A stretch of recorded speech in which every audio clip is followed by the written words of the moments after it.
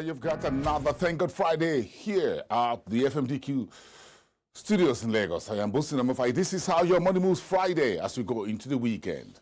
And I am Melissa Enoch here at the FMDQ Archives. We thank you all for joining us on the show at this time. All right, thank you, everyone. Let's start in Morocco with Eni's news. The mining company Taka Morocco has posted a 17% decline in the company's net profit for the first half of 2025, falling to 437 million dirhams from 526 million dirhams a year ago.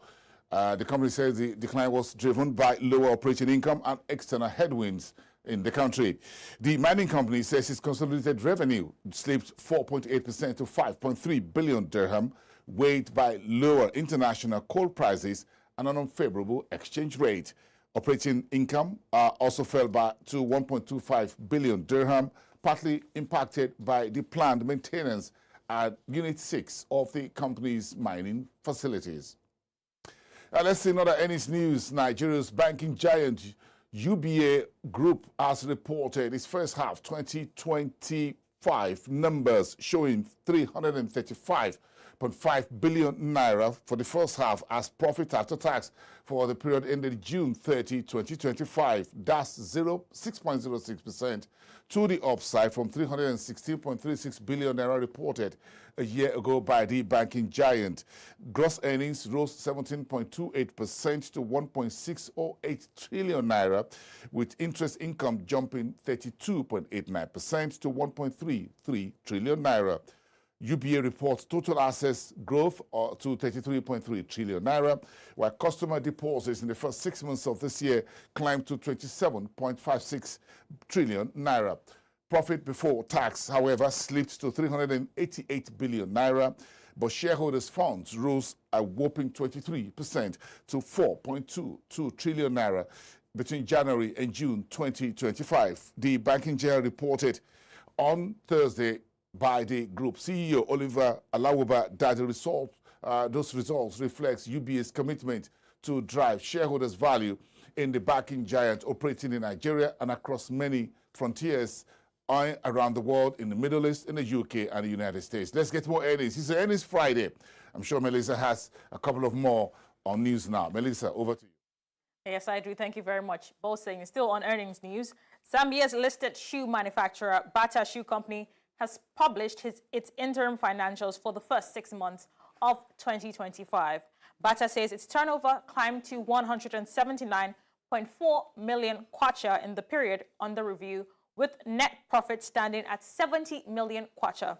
In a statement released to the Lusaka Stock Exchange on Thursday, Bata says the company is benefiting from encouraging macroeconomic trends of Zambia, including a relatively stable local currency that contributes to cost structure and import planning.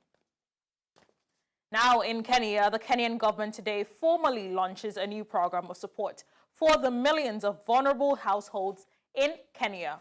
According to President William Ruto, the new Social Health Authority sponsorship program will improve access to healthcare and social support for all Kenyans and cushion the citizens' economic hardships. Let's now pay attention. We unveiled the bottom-up economic transformation agenda. We declared universal health coverage as an irreversible commitment. We pledged that no Kenyan would ever again be forced to choose between buying essentials like food and others and seeking treatment, or lose a loved one because healthcare is beyond their reach.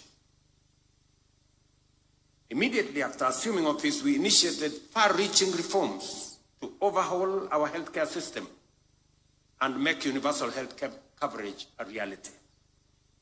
In October 2023, I signed into law 4 landmark pieces of legislation that laid a new foundation for healthcare in Kenya. These reforms placed the old framework with the Social Health Authority to guarantee universal access, making primary health care free at the point of use, digitizing services delivery, and to fight corruption and wastage, and to secure sustainable financing for all our facilities. Today, I am pleased to affirm that SHA is turning the vision of universal health coverage into a living reality for many Kenyans. To date, more than 26 million Kenyans have registered with SHA, and already 5.5 million of our people have accessed essential healthcare services. When we unveiled... In other news, the African Development Bank Board has approved a $25 million equity investment in the Currency Exchange Fund known as TCX, a global provider of local currency hedging solutions. The investment will strengthen TCX's capital base and expand its capacity to offer hedging instruments in illiquid African currencies, helping borrowers manage foreign exchange risks. AFDB says the move will attract more DFIs and private investors, dipping Africa's integration into global markets, and support sustainable growth by aligning local revenues with local debt.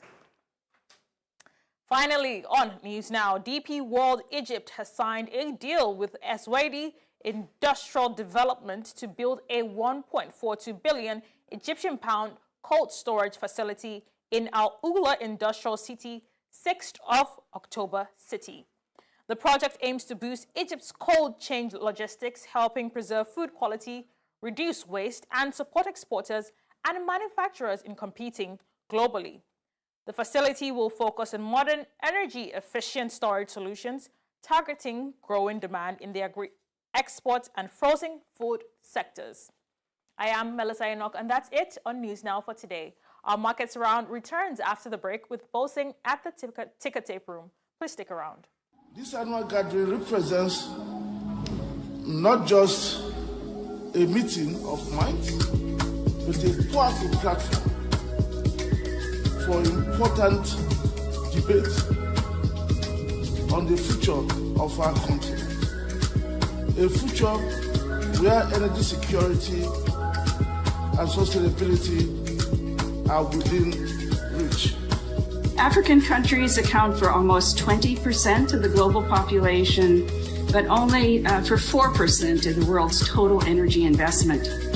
Now, this imbalance should be ringing an alarm bell for all of us.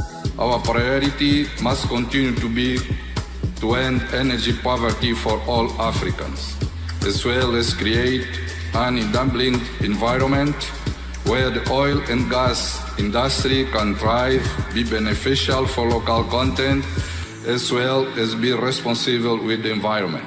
Visit www.aecweek.com to register today. The African Energy Week, it's more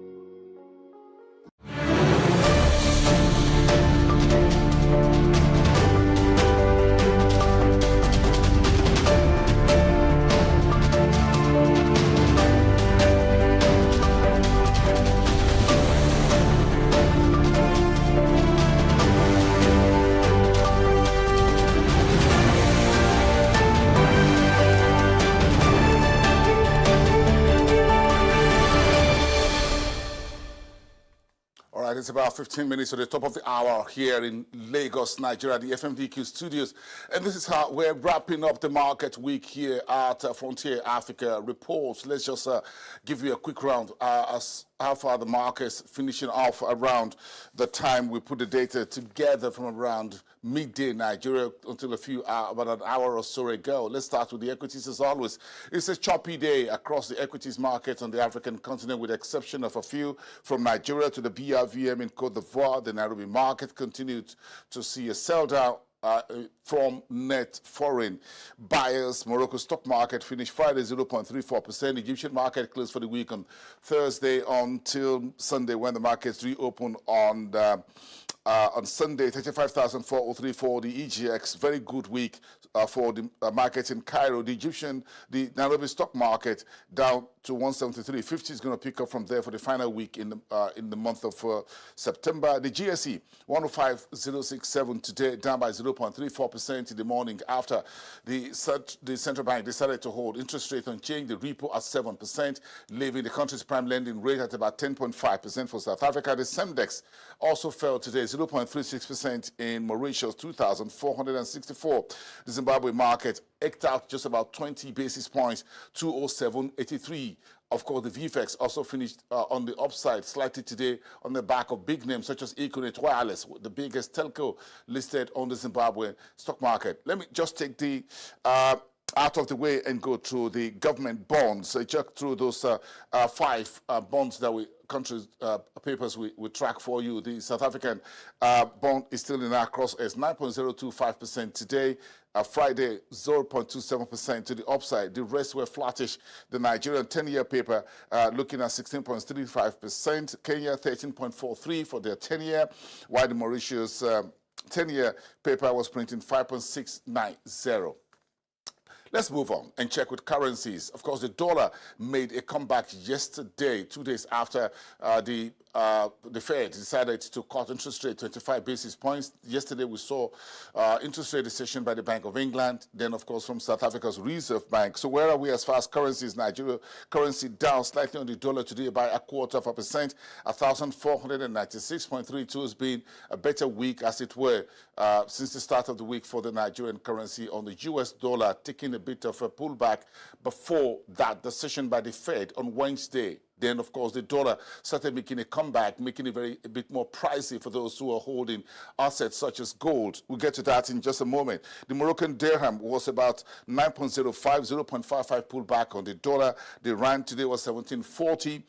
On the USD, 0.24%. The CFA franc in West Africa finished 557.92, 0.89%. The shilling remained skittish around 129.20 on the greenback.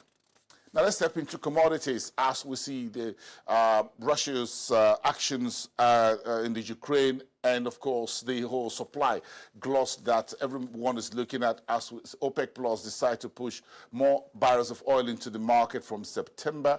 And then, of course, you have U.S. inventory by the EIA report, the Energy Information Agency, this week, showing a very sharp decline in U.S.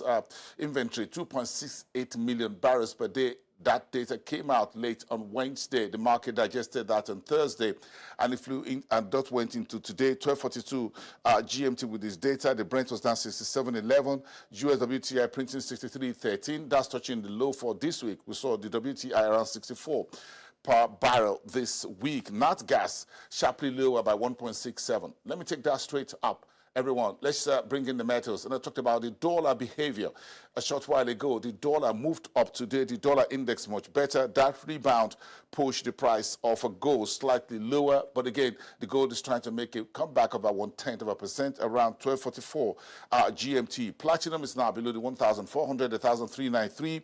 Down by 0.5%. Friday, aluminum 2,690, around 12.44 GMT. Copper printing 455. 4.5, that's 0.14%. Let's get it back down into the commodity space with coffee prices moving sharply lower. You can see that on the Dashboard 5.65% at 359.35. The news out of Bloomberg is that some legislators in the U.S.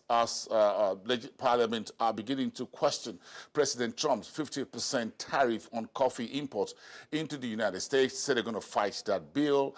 That bill is what is causing price of coffee to go up, that coffee prices beginning elevated in the United States. Supply into the United States is getting a little bit shorter because of that particular tariff. So you see countries like Brazil, Vietnam, and others are shortening their exports of Robusta and Arabica coffee to the United States. So that has been in play. We saw coffee slightly above 400 this week. Cocoa price is 7,206 per metric ton. That's 0.37% negative. And as we move on to the rest of the day, palm oil spot price is 1,037. Now that's a bit of a pullback when you look at $1,050 per metric ton that we saw at the start of the week, because the pressure is coming from soybean oil, which is a major competitor to palm oil. Finally, sugar prices up by 0.5%,